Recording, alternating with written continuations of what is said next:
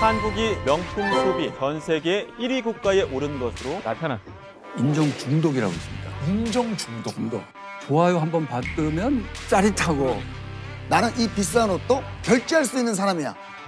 나는 이렇게 했으니까 충분히 이걸 즐길 자격이 있어. 안녕하세요. 아유, 안녕하세요. 반갑습니다. 예, 반갑습니다, 교수님. 반갑습니다. 교수님 반갑습니다. 어서 오십시오. 네. 예, 예. 아유, 안녕하세요. 자, 제가 소개해드리겠습니다. 마음에도 근육이 있다. 인생을 바꿀 수 있는 마음 근육을 연구하는 연세대학교 김주한 교수님이십니다. 아유, 안녕하세요. 네, 반갑습니다. 안녕하십니까. 반갑습니다. 직접 소개를 좀 해주시죠. 내면 소통에 대해서 연구를 하고 마음 근력을 키우는 것 그런 거에 강의도 하고 그러고 있습니다. 그럼 이 말씀하신 아니 또 좀 이런 인정욕에 대해서 좀 그 교수님이 좀 얘기를 해주셔서 생각을 해보니까 SNS도 사실 약간 그런 거 아닌가. 그렇죠. 네. 인정받고자 하는 인정 욕구. 네, 네. 예, 그런 것들을 추구하게 되잖아요. 사실 SNS가. SNS는 진짜 행복한 일상밖에 없지 않습니까?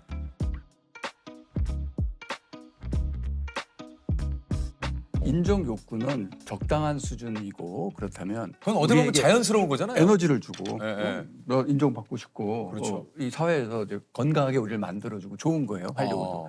그런데 문제는 뭐냐면 인정 중독이라고 있습니다. 인정 중독.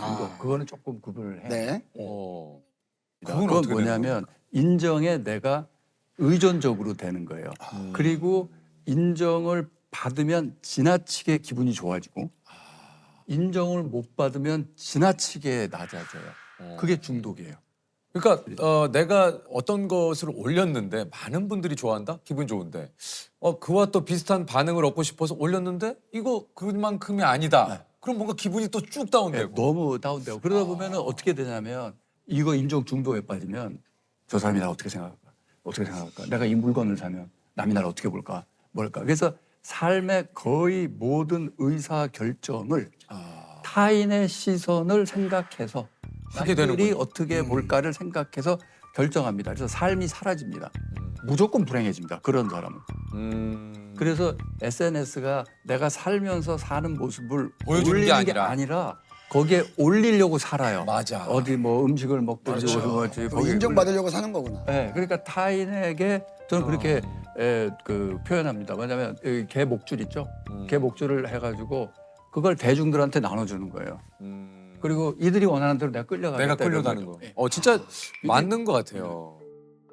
특히 10대 청소년들한테는 그게 더 심한데 왜냐하면 청소년들은 타인에 대해서 인정을 받았을 때 더 짜릿한 쾌감을 느끼게 됩니다.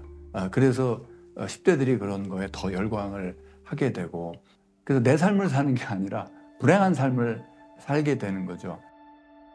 그러니까 이거는 합리화랑은 어떨지 모르겠지만 약간 어디 가서 상황이 안 좋더라도 그럼에도 이게 있으니까 괜찮지 않아라고 저는 이 상황을 긍정적으로 합리를 시켜버리면 근데 지금 조셉이 얘기한 대로 이 긍정적인 사고와 합리화 이게 좀 어떻습니까? 네. 어떻게 좀 그러니까 차이가 어떻게 다르냐면 이렇게 볼 수 있어요.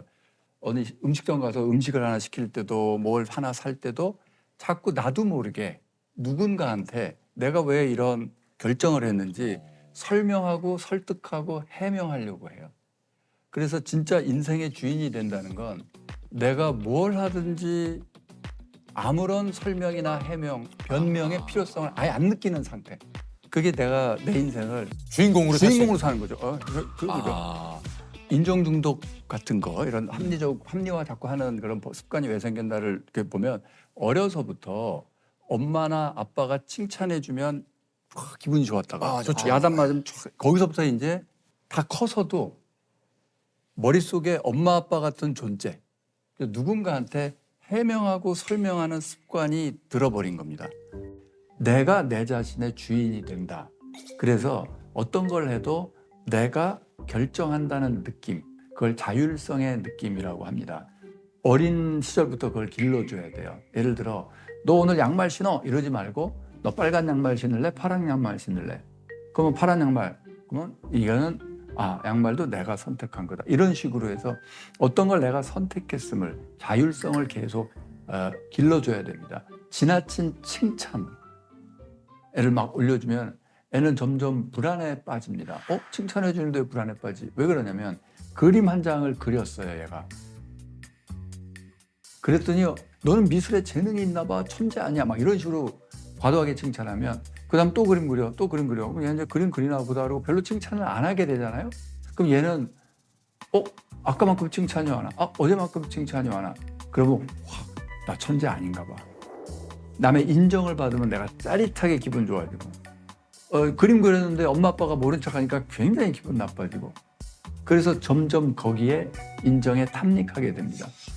결과물을 칭찬하면 안 됩니다. 그 과정에서 네가 행복했냐 재미있었냐 그걸 자꾸 물어봐줘야 돼요.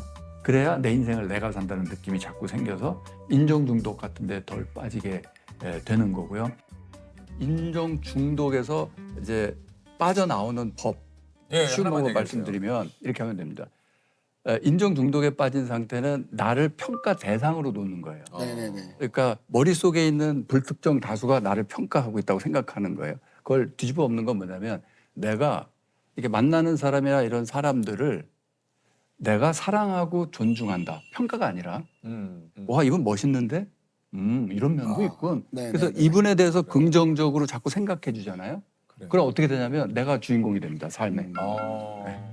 그리고 전전도피지로 활성화되고 그러면 이분이 나를 어떻게 생각할까 하는 게 많이 줄어듭니다. 네. 인정을 하니까 내가 인정해주고 내가 사랑과 존중을 하는 거예요. 이 방법을 제가 대학교 4학년에 들어갈 때 이제 입사 면접하잖아요. 그래서 면접 시험 잘 보는 테크닉으로 이걸 가르칩니다.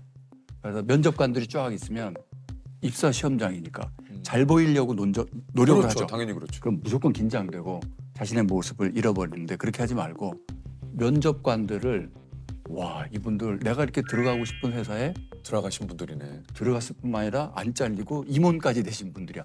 와 존경스럽다. 사랑과 존중의 마음으로 면접관들을 보죠. 그럼 진짜 잘 됩니다. 그래요. 긴장감이 그게 사라지고 맞아. 그게 내가 참- 평가 대상이 아닌 거예요. 네. 내가 이분들을 인정해주고 있는 거죠.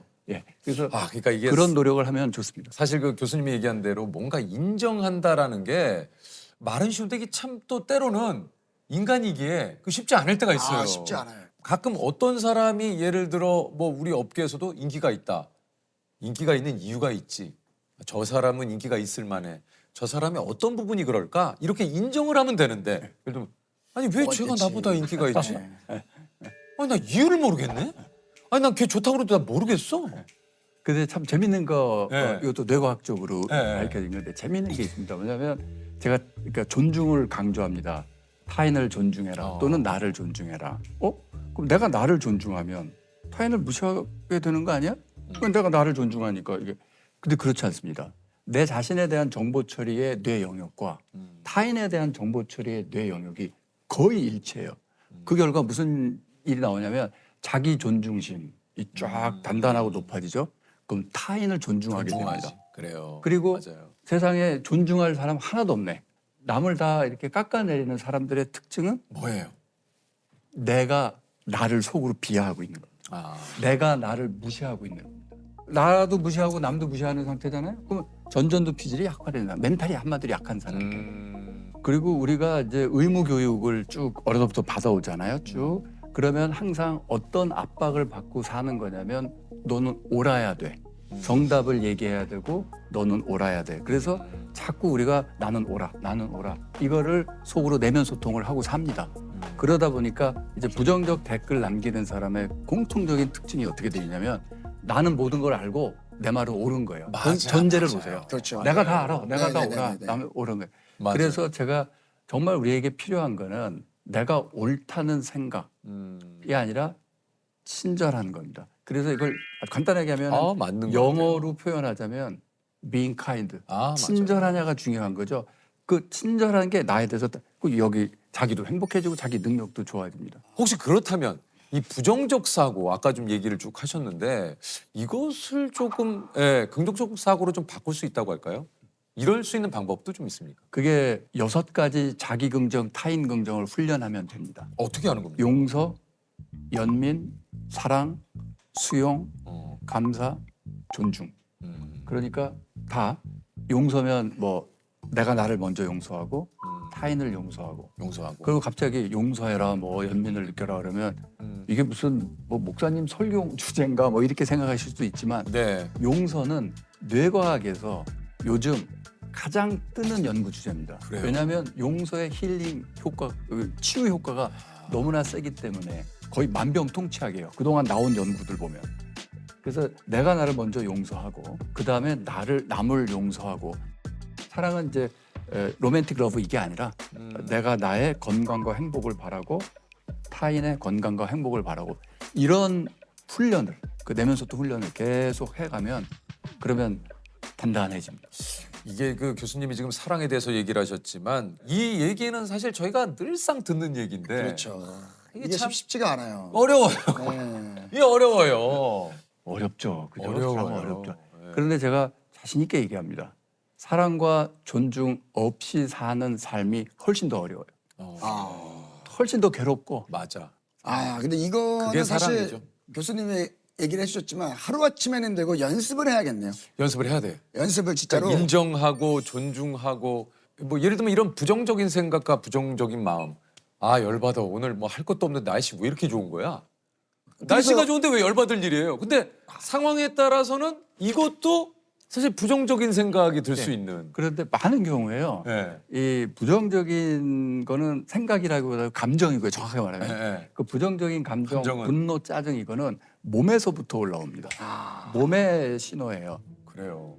더워요. 왜 더워요. 이렇게 덥지? 그러면 왜 이렇게 덥지라는 생각은 떠오르죠. 네, 하지만 이 생각은 몸이 더워서 느끼는 거죠. 덥지, 땀나고 느끼는 거잖아요. 몸의 문제잖아요. 어. 그런 그 감정도 똑같은 거예요. 심장 박동 이상한다든가 여기 근육이 하더라도 뭐 여러 가지 신체 여기서 내장에서 이상한 신호 올라오고 그러면 짜증나고 짜증이 막 올라오면은 이 원인을 찾는데 딱 보면 가까이 있는 사람들, 가족 이런 사람들이 원인이다라고 퍼붓기 시작하는 거죠. 어. 그래서 부정적 감정은 내 몸의 문제고 내 몸의 상태이기 때문에 네. 몸을 편안하게 하는 움직임 명상 그런 걸 제가 많이 이제 개발하고 가르치고 있습니다. 저는 가끔 네, 명상을 네. 하거든요. 혼자서 사우나에 가면 그 안에 들어가 있는 시간 동안 가만히 이렇게 있어요. 근데 하면서 안 좋은 점이 자꾸 벌어지지 않은 것들을 먼저 제가 네. 생각을 하거든요. 그러니까 이게 좀 명상을 어떻게 좀 할? 그러니까 명상에 대해서 이제 가르치면서 이제 접하게 되는 거는 명상에 대해서 굉장히 잘못된 생각을 하고 계신 거예요. 그건 명상이 아닌데 명상이에요. 대표적인 게 명상이 생각을 억제하고 누르는 거라고 착각을 해요. 생각은요. 내가 하는 게 아니에요. 이걸 깨달아야 돼요. 내가 2분 뒤에 나 무슨 생각하고 있을래? 될까요? 안 되죠. 안 되죠. 돼요. 네. 생각은 내가 컨트롤을 할 수가 없는 거예요. 우리가 그냥 말로 생각한다라고 하지만 생각은 내가 하는 게 아니에요. 생각은 나한테 일어나는 사건이에요. 거의 내 뜻과 상관없이. 네네네. 그래서 그 명상 뭐 하는 거냐? 명상은 뭐 하는 거냐면 알아차림이에요. 내가 무슨 생각이 떠올랐고 무슨 생각이 내 안에 올라오는구나를 알아차리는 어웨어니스라고 합니다. 그 알아차리는 거예요. 훈련을 하려면 뭔가 계속 알아차리면 좋잖아요. 대표적인 게 호흡을 알아차리는 거예요. 호흡을. 네. 들어오고 나오고. 지금 우리 말하는 동안 계속 호흡을 했죠? 했죠. 근데 호흡하는 거 못 느꼈죠? 못 느꼈죠. 네. 어느 순간 나 호흡을 좀 들어오는구나 나가는구나. 그러면 이 어웨어니스의 능력이 쫙 좋아집니다. 그게 진짜 핵심이고 그게 다예요. 그래서 이거는 이 알아차림 훈련은 꼭 가만히 앉아서 할 필요가 없습니다. 움직이면서도. 네, 움직이면서 사실은 해야 돼요. 걷기 명상, 달리기 명상, 수영하면서 물속 명상 이게 알아차리는데 훨씬 도움이 네. 됩니다. 몸을 다스리는 거죠. 즉 감정을 다스리려면 몸을 다스려야 되는 거고요. 우리가 어떤 일상적인 훈련을 통해서 일종의 마음 근력 훈련인데 그걸 통해서 심장 박동을 좀 차분하게 하는 거 하면 좋겠죠. 대표적으로 제가 추천드리는 게 존2 훈련이라고 있습니다. 심장 박동을 5가지 구역으로 나눴을 때 두 번째 영역, 살살 걸어 다니는 것보다는 조금 빨리 천천히 뛰는 정도 그 심박수를 유지하면서 30분 이상 일주일에 서너 번 한 2달 정도 하고 나면 심박이 평소 심박수가 쫙 안정화됩니다. 그래서 그런 유산소 운동을 꾸준히 하면요. 심장이 무조건 천천히 살살 뛰니까 이 사람은 불안감을 잘 안 느끼게 되는 거죠. 그래서 제가 말씀드리는 이 존투 트레이닝이라고 하는 이 유산소 운동은 몸 건강해지는 거는 덤이고 사실은 마음 건강에, 마음 근력 향상에 큰 도움이 된다. 이렇게 말씀드릴 수 있습니다. 그 좀 교수님도 이제 이렇게 얘기를 좀 오늘 좋은 얘기를 쭉 해주셨는데 교수님 한번 여쭤보고 싶은데 교수님은 어떻습니까? 행복하십니까? 점점 행복해지고 있습니다. 상태가 점점 수행을 해서 아 그래요? 좋아지고 있습니다. 데드리프트랑 스쿼트 기준으로 예, 예. 다 100kg 최근에 다 돌파해서 이제 해서 태어나서 가장 체력이 좋은 상태가 요즘. 그래요? 계속 올라오고. 교수님 아까 인종욕 그거 얘기하셨는데 지금 인종욕 아니에요? 이 욕구입니다. 욕구. 인종 중독 아니고요. 중독은 욕구다. 요거 중독. 좋은 거예요. 이게 안 된다고 해서 이건 그건 아니다. 그냥 이유가 남한테 잘 보이려고. 라면 중독이겠죠. 근데 난 제가 행복해서 하는 거니까. 그렇지. 그래서 타인의 평가 대상으로 나를 놓는 습관을 버려야 돼요. 어렵다고요? 아니야. 타인의 평가 대상으로 놓고 살아가는 삶이 더 어려운 삶이에요. 이게 더 쉬운 거예요. 근데 너무나 이게 자꾸 어렵다고 느끼는 건 낯선 거예요. 근데 그게 더 편하고 쉬운 길입니다. 유퀴즈 좋아합니다.